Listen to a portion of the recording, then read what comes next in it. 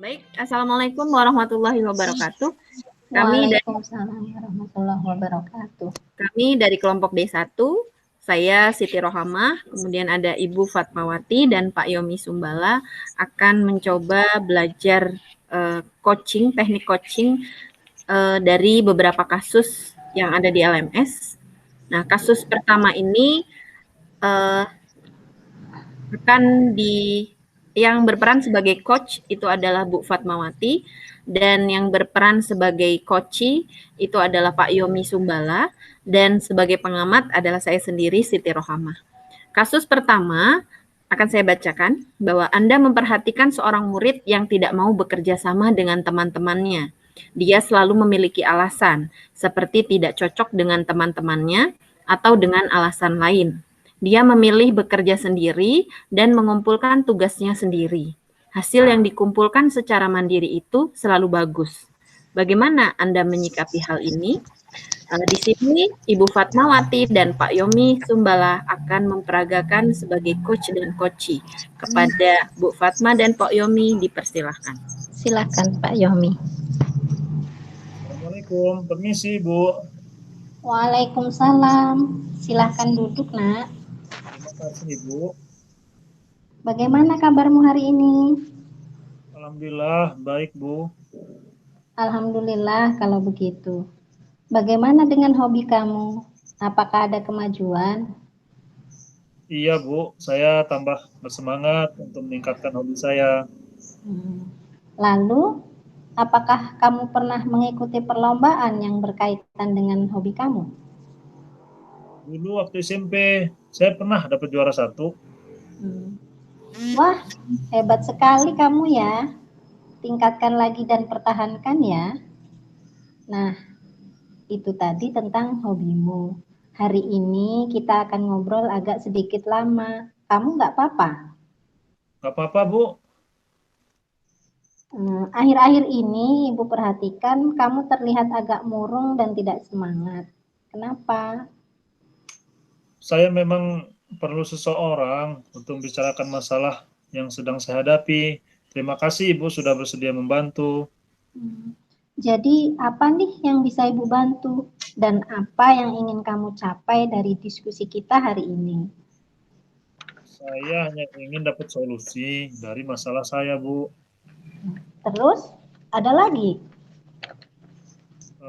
Saya masih bingung kenapa saya begini. Saya ingin tahu penyebabnya Bu. Coba sekarang kamu ceritakan ke Ibu. Apa yang sedang kamu rasakan saat ini?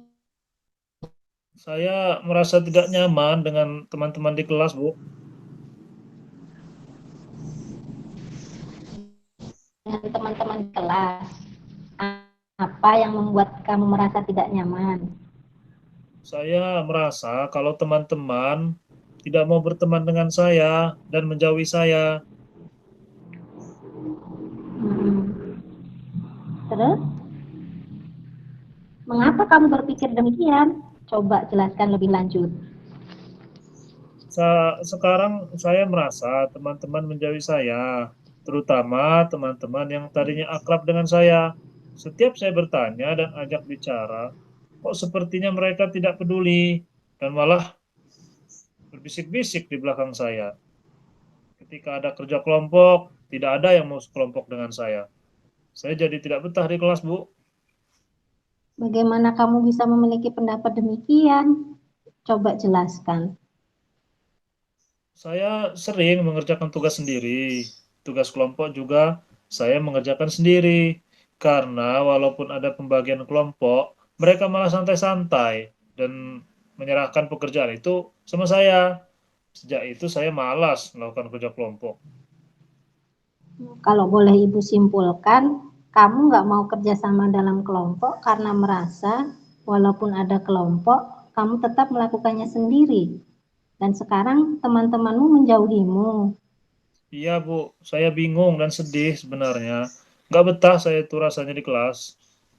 Ya, Ibu dapat memahami perasaan kamu. Apakah dalam kerja kelompok itu ada pembagian tugas yang jelas? Coba ceritakan lebih lanjut. Kami melakukan tugas bersama-sama tanpa ada pembagian tugas yang jelas, Bu. Yang penting tugas selesai. Dan mereka lebih suka menyerahkan tugas itu kepada saya karena saya tidak suka menunda-nunda pekerjaan dan tugas selalu selesai tepat waktu. Sedangkan mereka jika sedang bekerja kelompok hanya bercanda, ngobrol, ya nggak jelas lah. Jika diingatkan mereka marah dan mengatakan kalau saya pintar lah, padahal saya hanya ingin mereka juga bisa mengerjakan pekerjaan kelompok tersebut. Lama-lama kan saya jengkel, Bu. Saya sudah nggak bisa bekerjasama lagi dengan mereka. Mereka tidak mau menerima pendapat yang saya berikan. Dan teman-teman di kelas sekarang malah menjauhi saya, Bu.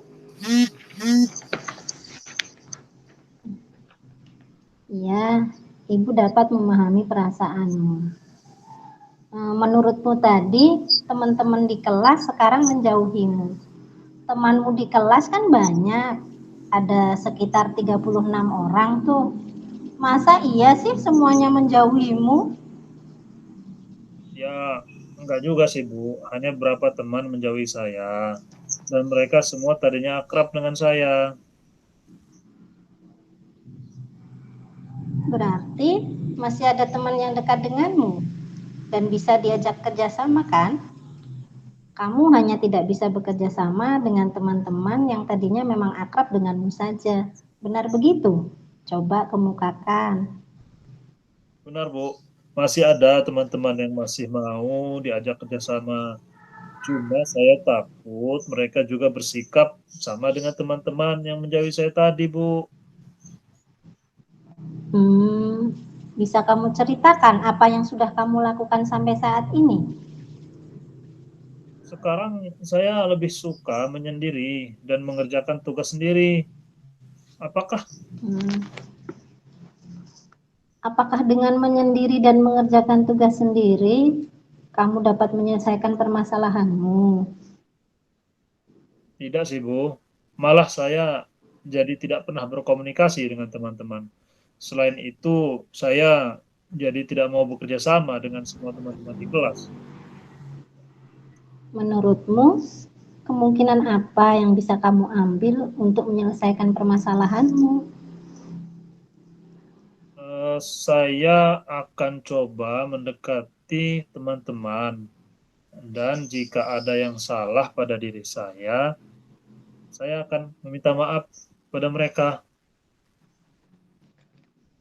Bagus. Kira-kira ada kendalanya nggak kamu melakukan hal itu? Mungkin agak sulit untuk memulai semua itu karena saya sudah terbiasa menyendiri dan mengerjakan tugas sendiri. Tapi akan saya coba, saya lakukan itu, Bu, karena saya ingin akrab lagi dengan teman-teman. Selain itu, ada lagi nggak kendalanya? Saya merasa takut kalau teman-teman saya nggak mau maafin saya dan tidak mau saya ajak berteman lagi. Tapi akan saya coba lakukan itu, Bu. Apapun resikonya dan konsekuensinya akan saya hadapi. Bagus. Apa rencana kamu dalam beberapa hari ini? Saya akan coba bicara dengan beberapa teman yang tadinya akrab dengan saya tentang sikap saya dan sikap mereka yang jadi menjauhi saya dan minta maaf kepada mereka tentang sikap saya yang membuat mereka tersinggung atau tidak nyaman. Ya, selain itu, ada lagi. Jika ada pembagian kerja kelompok misalnya ya, saya akan mengajak teman-teman berdiskusi dan bekerja sama serta membuat pembagian kerja yang jelas sehingga semua anggota kelompok ikut berpartisipasi aktif dalam kerja kelompok. Kalau boleh tahu, gimana caranya kamu melakukan itu? Saya akan coba silaturahmi ke rumah mereka dan membicarakan itu pada waktu istirahat atau pulang sekolah, meluangkan waktu untuk menemui mereka. Dari beberapa rencana yang sudah kamu ungkapkan tadi, Mana yang kamu prioritaskan? Saya akan menemui teman-teman terlebih dulu deh dan memperbaiki hubungan kami sehingga menjadi lebih akrab lagi. Dari diskusi yang sudah kita lakukan, bisakah kamu ceritakan kembali apa yang akan kamu lakukan berikutnya? Ya Bu, gini Bu, saya akan menemui teman-teman saya dan meminta maaf atas kesalahan saya sehingga hubungan kami menjadi akrab kembali. Dan jika ada kerja kelompok, saya akan berdiskusi dengan teman-teman untuk membuat pembagian kerja kelompok yang jelas. Jadi, semua anggota kelompok tuh berpartisipasi dalam kegiatan kelompok. Wah, bagus sekali apa yang baru saja kamu sampaikan. Ibu suka dengan diskusi yang kita capai pada hari ini. Lalu, komitmen apa yang akan kamu lakukan untuk menjalankan rencana kamu ini? Hari ini saya akan menemui teman-teman dan meminta maaf atas sikap dan kesalahan saya. Terus, siapa yang dapat membantu kamu dalam menjalankan komitmen ini? Saya akan minta bantuan Andi untuk mengingatkan saya terhadap komitmen saya, karena dia yang selama ini masih akrab dan selalu mendengarkan keluh kesah saya. Nah, ini ide yang baik sekali. Kamu pasti bisa melakukan komitmenmu. Kamu sudah berjalan sejauh ini dengan perencanaan yang lebih baik. Kamu dapat menyelesaikan tantangan ini. Iya, sama-sama. Terima kasih Ibu sudah membantu saya dalam menemukan solusi untuk permasalahan saya. Ya, sama-sama. Semoga yang menjadi komitmen kamu tercapai. Ya Ibu, terima kasih ya. Saya permisi dulu Ibu. Assalamualaikum. Ya. Waalaikumsalam. Baik, begitulah tadi praktek coaching yang sudah dilakukan oleh Bu Fatmawati dan Pak Yomi Sumbala. Di sini saya sebagai pengamat akan mencoba mengobservasi proses praktek coaching model Tirta yang sudah dilaksanakan oleh mereka berdua. Menurut pengamatan saya, dari langkah model Tirta yang sudah dilakukan, itu terdiri dari tujuan, identifikasi, rencana aksi, dan tanggung jawab. Untuk yang pertama, tujuan. Coach yaitu Bu Fatma itu telah menyampaikan pesan pembukanya tadi. Kemudian coachingnya Pak Yomi itu sudah dapat menyampaikan tujuan yang hendak dicapainya dengan jelas. Dan itu memberikan pertanyaan-pertanyaan dan umpan balik yang mengarah pada identifikasi potensi coach. Di sini pertanyaan yang diajukan oleh Bu Fatma sebagai coach itu bersifat terbuka dan mampu mengeksplorasi coach memberikan respon dengan lancar. Kemudian potensi dan alternatif solusi dari coach itu dapat tergali. Coach aktif memberikan umpan balik dan tanggapan yang positif. Kemudian yang ketiga, rencana aksi itu si coach Bu Fatma sudah memberikan pertanyaan terbuka dan reflektif yang mengarah pada pengambilan keputusan coach sendiri, yakni Pak Yomi Sumbala. Kemudian coach Bu Fatma itu mampu membuat coach mengeksplorasi jawaban sehingga jawaban menjadi lebih efektif. Dan yang terakhir, tanggung jawab. Si coach dalam hal ini adalah Bu Fatma itu telah bertanya untuk mengarahkan coach mengambil komitmen. Dan coach Pak Yomi Sumbala itu secara mandiri mampu membuat komitmen berbasis Tirta, yakni tujuan, identifikasi, rencana aksi, dan tanggung jawab. Demikian praktek coaching model Tirta untuk kasus yang pertama. Saya akhiri. Wassalamualaikum warahmatullahi wabarakatuh. Waalaikumsalam warahmatullahi wabarakatuh. Saya Fatmawati dari SMA Negeri 1 Sumberjo, CGP Angkatan 1 dari Kabupaten Tanggamus. Dalam sesi kali ini saya sudah melakukan praktek coaching yang berkaitan dengan kasus satu, yaitu seorang siswa yang tidak mau bekerja sama dengan teman-temannya dengan alasan merasa tidak cocok dengan temannya ataupun alasan yang lain, dan dia lebih suka bekerja sendiri dan membuat tugasnya sendiri karena yaitu tadi, karena dia tidak merasa cocok dengan teman-temannya, dan hasil kerja yang dia kerjakan sendiri itu selalu bagus. Hal ini sering terjadi pada murid-murid di tingkat SMA, karena ya memang anak setingkat seperti itu idealisnya masih tinggi, kemudian merasa tidak nyaman jika seharusnya dikerjakan bersama kok dia kerjakan sendiri. Tentunya itu akan menimbulkan kecemburuan bagi orang lain. Nah, misalnya kerjanya harus berempat orang kok itu hanya dikerjakan sendiri, tentunya itu akan menimbulkan kecemburuan.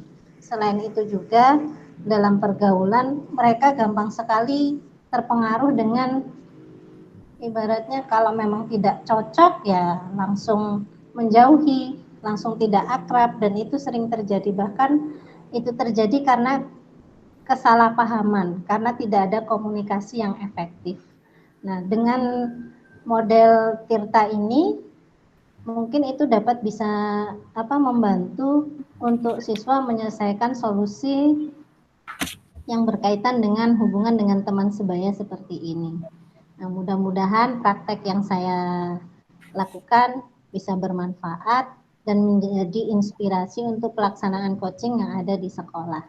Terima kasih. Saya akhiri. Wassalamualaikum warahmatullahi wabarakatuh.